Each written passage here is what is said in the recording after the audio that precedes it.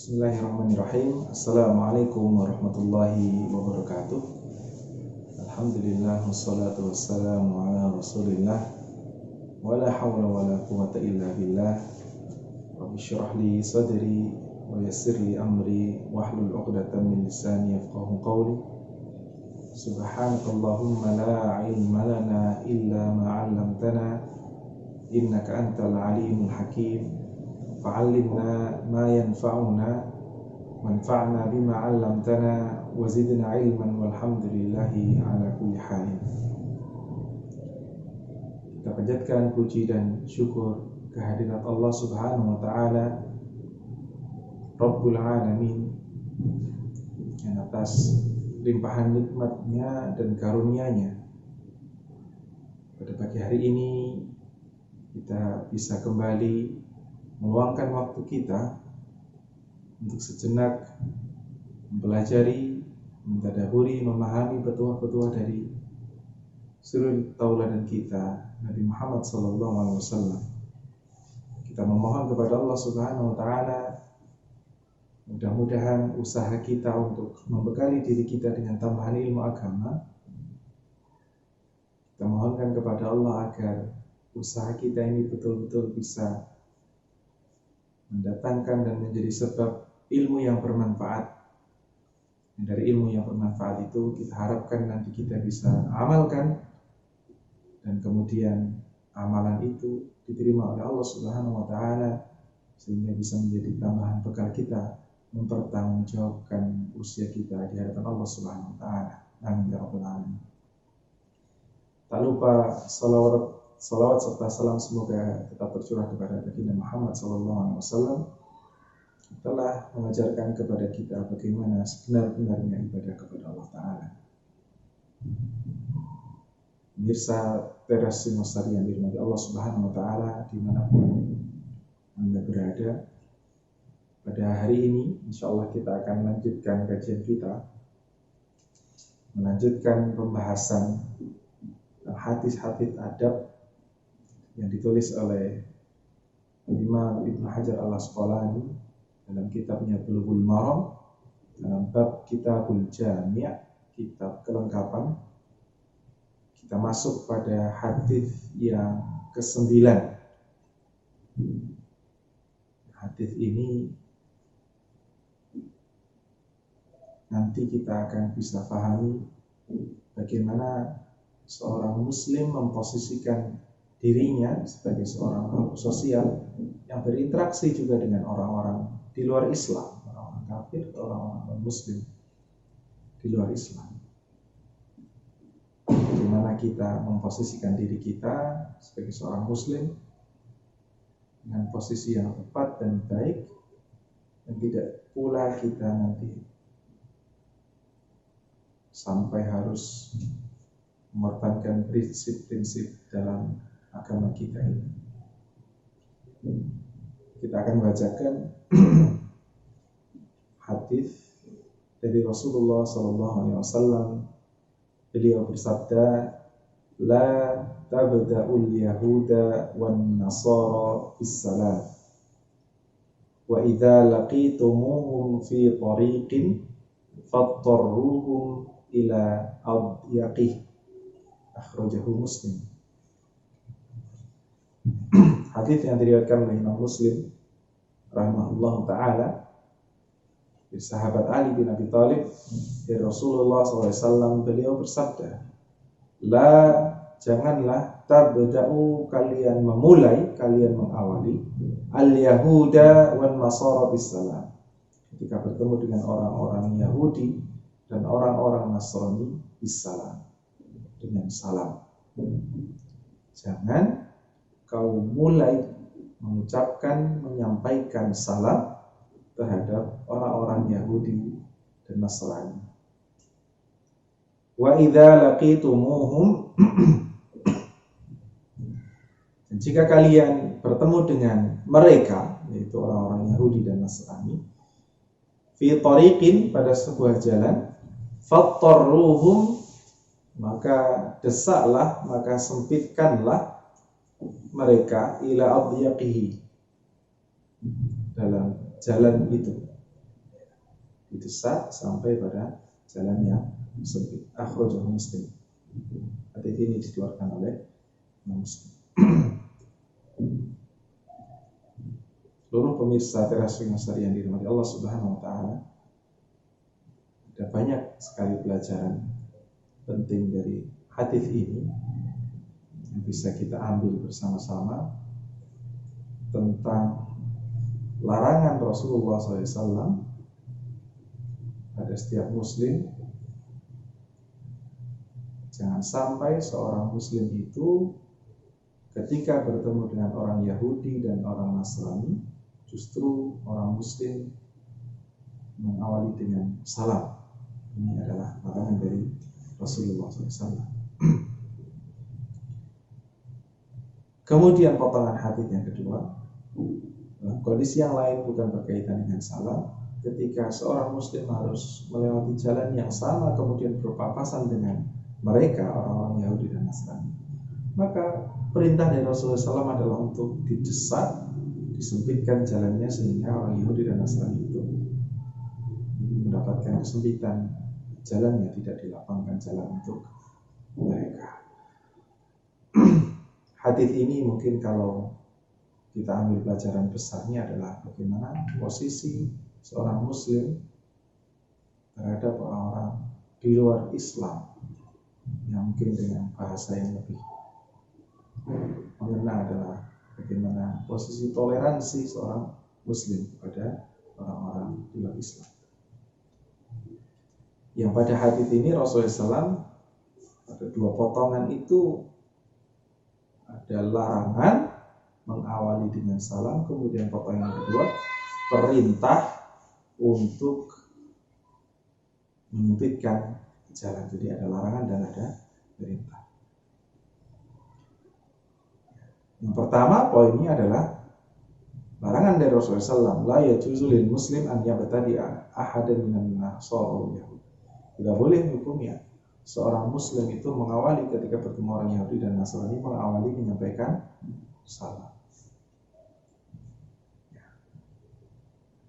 Pertanyaannya, apakah yang dimaksud hadis ini, larangan ini hanya ketika kita bertemu dengan orang Yahudi dan Nasrani?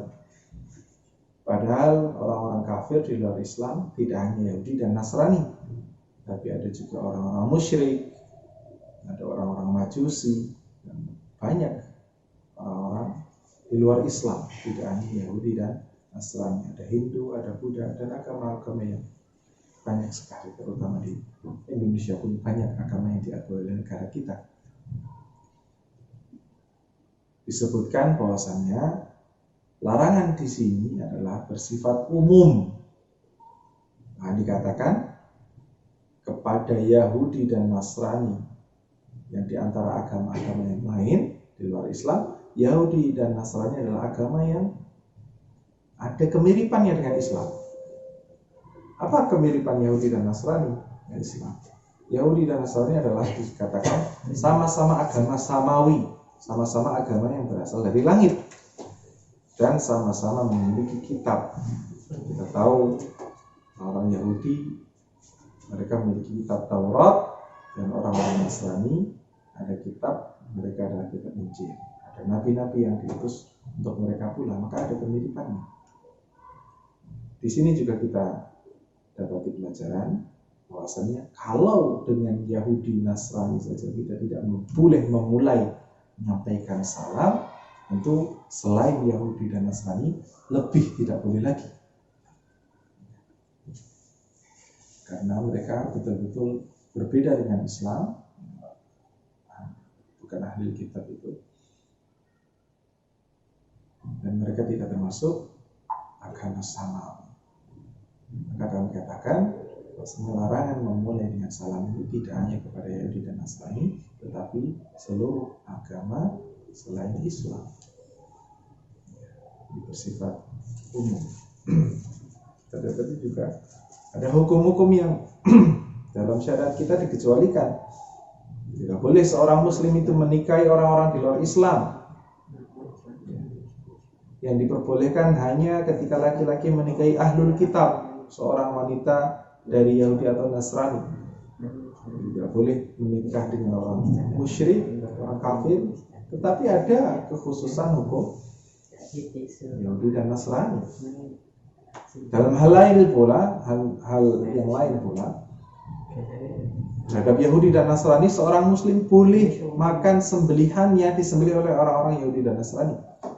Tapi jelas, kesepakatan para ulama menyebutkan tidak boleh seorang Muslim memakan binatang yang tidak disembelih dengan cara Islam dan disembelih orang-orang musyrik misalnya.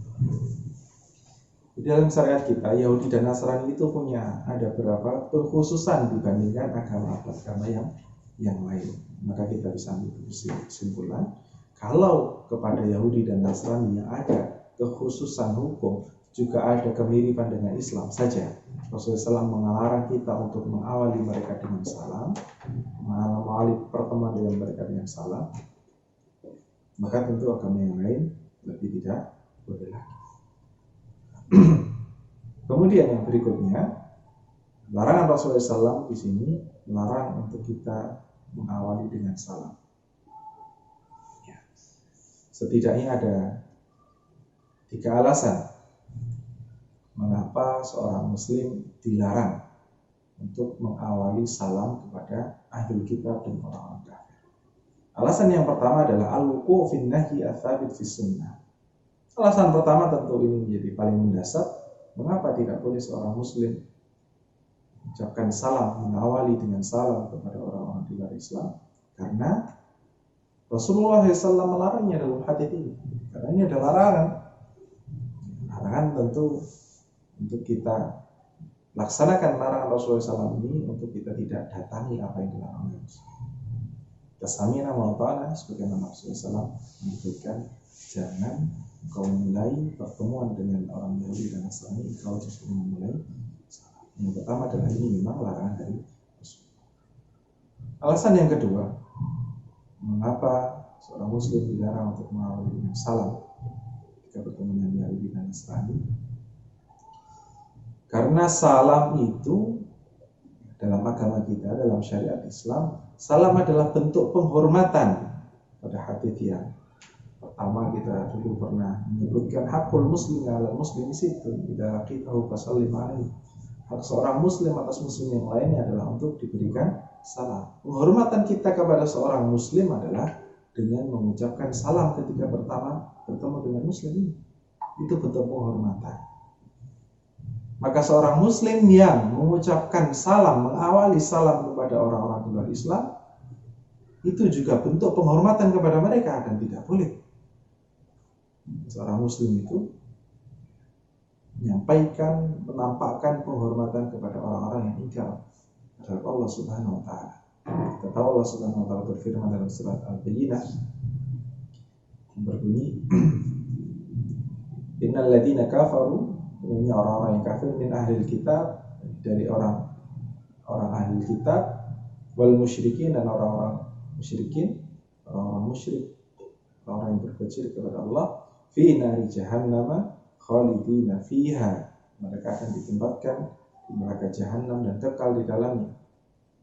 Ulaika hum syarrul bariyah, mereka lah seburuk-buruk manusia, seburuk-buruk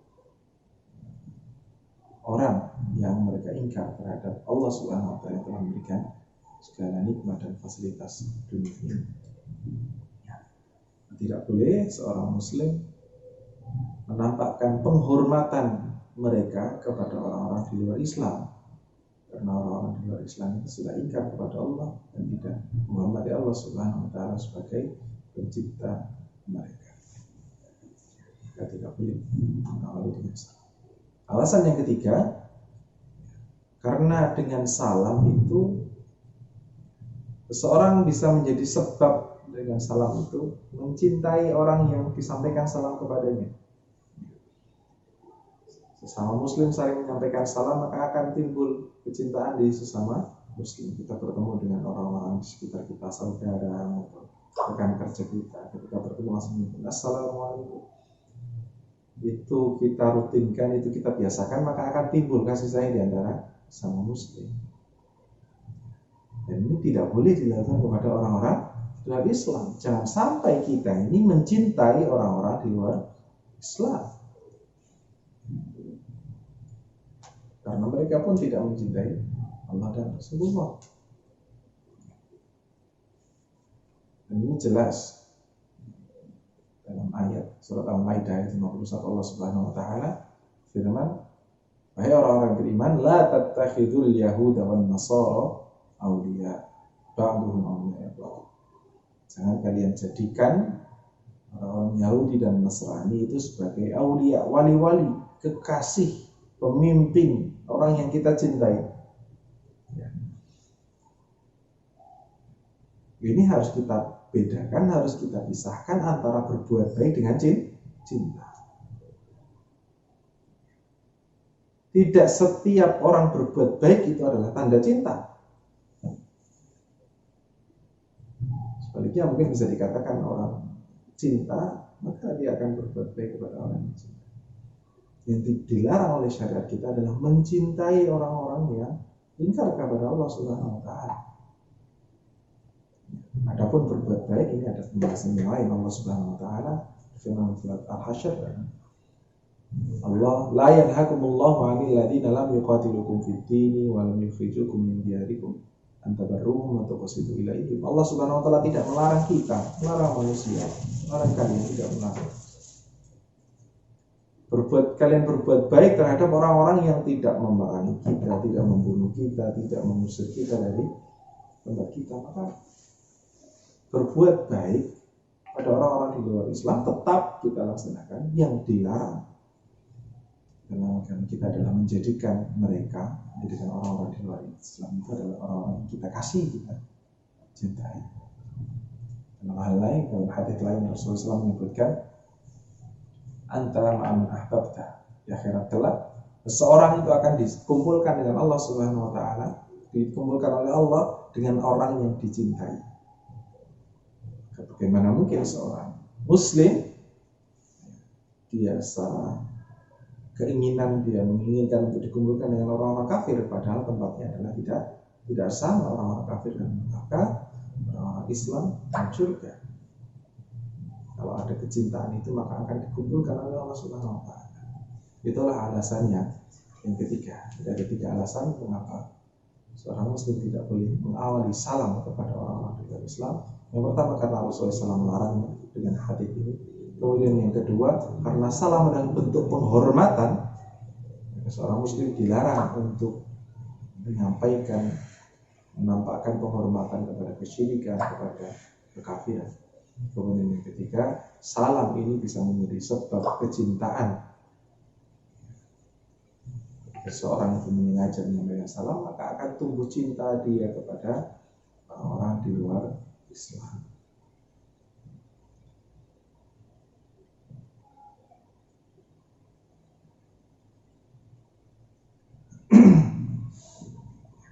Kemudian poin yang berikutnya jelaskan dari hadis ini. Rasulullah SAW melarang kita untuk mengawali dengan salam. Lalu bagaimana jika mungkin kita atau sebagian kita bekerja dengan orang-orang yang di luar Islam, mungkin dalam dunia kerja, di kantor, maupun berinteraksi mungkin seorang guru, ada juga murid-murid yang di luar Islam, non-Muslim misalnya. Tentu berinteraksi itu ada. Bagaimana mau menjadikan interaksi yang baik? Yang dilarang di sini, di hadis ini, yang dilarang adalah mengawali dengan salam. Para ulama pun mengkhususkan pada menyampaikan salam, maka boleh menyapa, mengawali sapaan kita kepada orang-orang di luar Islam. Misalnya dengan mengatakan, apa kabar, bagaimana hari ini, bagaimana pagi ini. Maka boleh menanyakan, mengawali menyapa orang-orang yang tidak memerangi Islam. Kalau dalam itu disebutkan ada ahlu zimmah, orang-orang kafir tetapi mereka tunduk dan berbuat baik kepada kaum muslimin, maka boleh menyapa mereka, mengawali menyapa mereka, tetapi tidak dengan mengatakan salam. Bisa jadi mungkin dengan mengatakan apa kabar, bagaimana keadaanmu, bagaimana pagimu. Boleh kita menyapa mereka dengan sapaan-sapaan yang baik. kepada orang-orang kafir yang ahlul zimmah, orang kafir yang tunduk dengan syariat Islam, dan orang kafir yang berbuat baik dengan kaum muslimin. Kemudian yang berikutnya,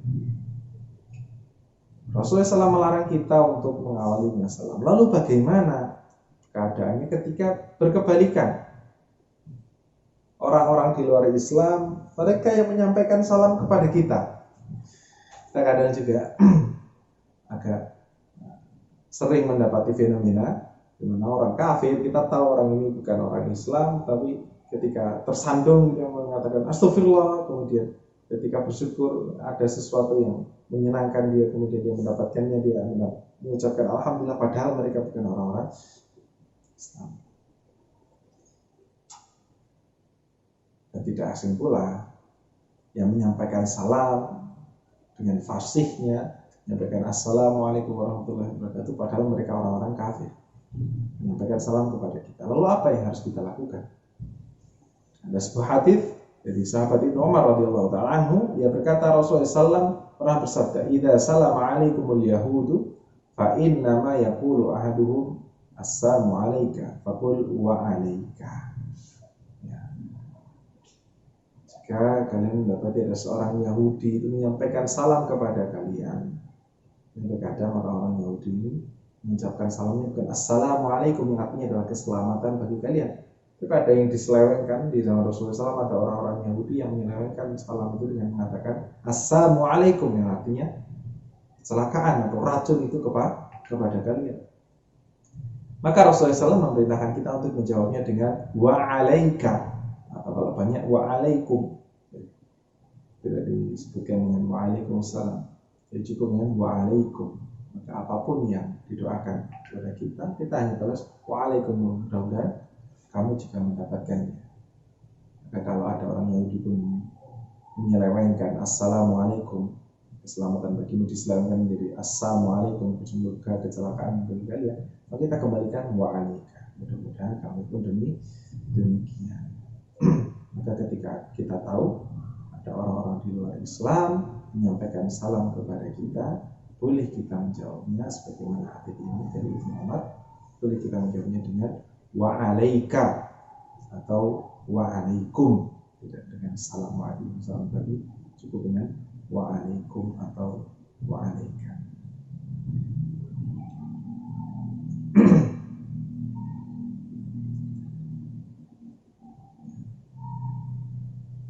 Poin yang berikutnya, larangan Rasulullah SAW pada hadis ini maknanya apa? Apakah haram ataupun makruh? Banyak para ulama menyebutkan, ada yang menyebutkan ini haram, ada yang menyebutkan ini adalah makruh.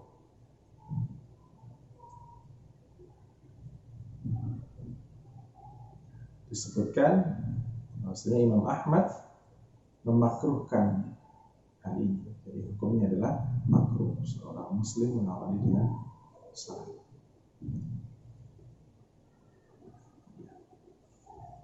Apalagi sampai merutinkan setiap bertemu dengan orang Yahudi tertentu, kemudian merutinkan salam ini tidak boleh. Hukumnya adalah makruh.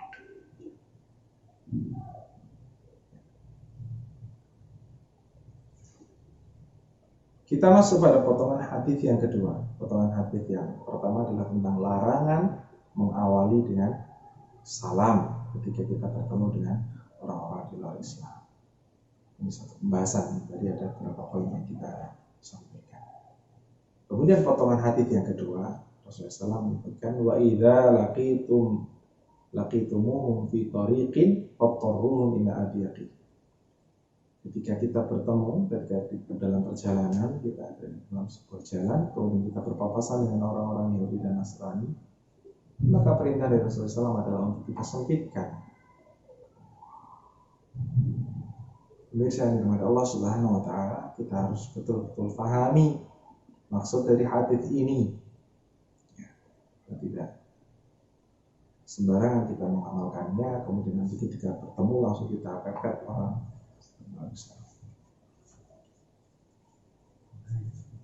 disebutkan bahwasannya maksud dari hadis ini, potongan hadis tentang mendesak orang-orang Yahudi dan Nasrani ketika kita berpapasan dengan mereka di jalan.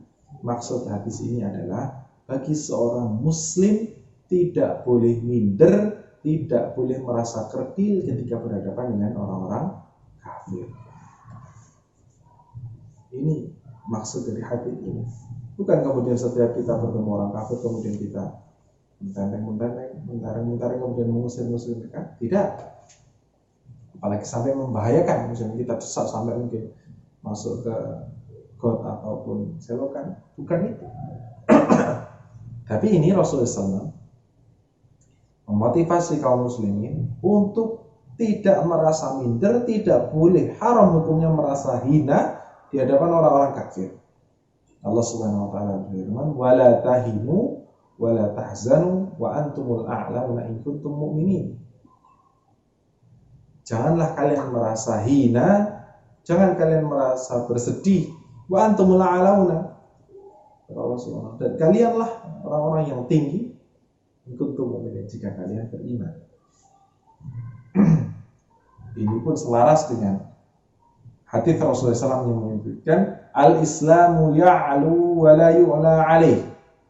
Islam itu tinggi dan tidak ada yang lebih tinggi daripada Islam. Kita tahu Allah Subhanahu wa taala juga berfirman, "Inna dina 'indallahil Islam." Sesungguhnya satunya agama yang diterima di sisi Allah Subhanahu wa taala adalah Islam. Untuk penyerahan diri seorang kepada Allah Subhanahu wa taala. Ini pelajaran besarnya dari potongan hadis yang kedua. Betapa haram hukumnya seorang muslim merasa dirinya hina, merasa dirinya minder ketika berhadapan dengan orang kafir di luar Islam. Maka kami sampaikan begitu pula kepada seluruh siswa intelektual, siapapun pemirsa dari Keras hari ini, marilah kita menjaga izzah kemuliaan kaum muslimin, kemuliaan Islam. Dan di hadapan orang-orang kafir tidak boleh kita ini merasa hina, merasa minder. Satu kisah yang disebutkan dari kisah perjalanan Rasulullah SAW. Dahulu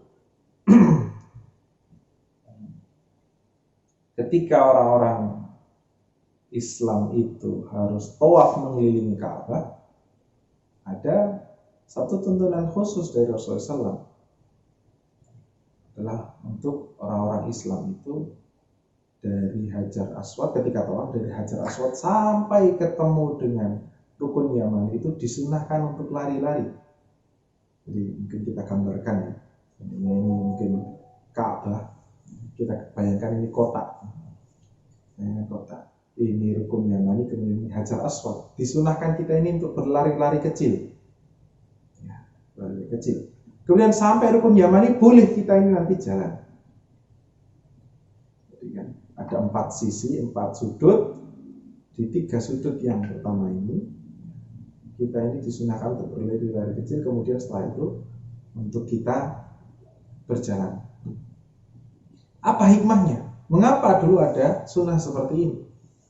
Dikisahkan bahwasanya alasannya orang-orang musyrik Quraisy, orang-orang pembesar itu biasa juga mereka rapat berkumpul di sebelah Ka'bah, di sebelah sininya Ka'bah. Rasulullah SAW mensunahkan untuk kita ini berlari-lari agar kaum muslimin nampak sehat, nampak seger, nampak punya kekuatan di hadapan orang-orang musyrik Quraisy, sehingga diperintahkan, disunahkan untuk berlari-lari kecil. Ketika dibalik Ka'bah dari Rukun Yamani sampai ke Hajar Aswad tidak apa-apa berjalan, tapi di hadapan orang-orang kafir harusnya seorang muslim itu harus punya kekuatan menampakkan kemuliaannya. Kalau terhadap kaum mukminin, di hadapan kaum mukminin kita ini harus tawadhu, harus menjauhkan dari kesombongan dan riya dan lain sebagainya. Tapi di hadapan orang-orang kafir kita harus punya izzah, punya kemuliaan, punya kehormatan di hadapan mereka. Sampai tadi Rasulullah SAW mensunahkan kita untuk berlari dari kecil di hadapan orang-orang kafir Quraisy. Maka potongan kedua dari hadits ini kami sampaikan adalah tentang perintah Rasulullah SAW untuk menyempitkan orang-orang kafir di jalan. Maksudnya adalah kita sebagai seorang muslim harus punya kemuliaan, harus punya kehormatan, tidak boleh minder di hadapan orang-orang di luar Islam. Demikian yang bisa kami sampaikan untuk pemirsa Teras Misteri yang dirahmati Allah Subhanahu wa taala. Mudah-mudahan apa yang kami sampaikan ini bisa bermanfaat bagi saya pribadi dan hadirin hadirat sekalian, untuk kita bisa amalkan apa yang Rasulullah SAW sebutkan. Seorang muslim makruh hukumnya mengawali mengucapkan salam kepada orang-orang di luar Islam. Kemudian potongan hadis yang kedua, ketika kita sebagai seorang muslim bertemu dengan orang-orang di luar Islam, maka kita ini tidak boleh merasa minder, tidak boleh merasa hina. Yang ada seharusnya adalah rasa hormat, rasa terhormat, rasa izzah, rasa kemuliaan orang-orang Islam yang mentauhidkan Allah Subhanahu wa taala di hadapan orang-orang yang mensyirikkan Allah. Saya mohon maaf atas segala kesalahan dan kekurangan dalam penyampaian materi pada Teras Masyari hari ini. Mudah-mudahan Allah Subhanahu wa taala menjadikan apa yang kita pelajari ini menjadi ilmu yang bermanfaat. Allah Subhanahu wa taala mempertemukan kita semua kembali dalam keadaan yang lebih baik. Mari kita tutup kajian kita pada pagi hari ini dengan baca hamdalah dan kafaratul majelis. Alhamdulillahirabbil alamin. Subhanakallahumma bihamdika asyhadu an la ilaha illa anta astaghfiruka wa atubu ilaik. Jadi saya sampai di sini. Assalamualaikum warahmatullahi wabarakatuh.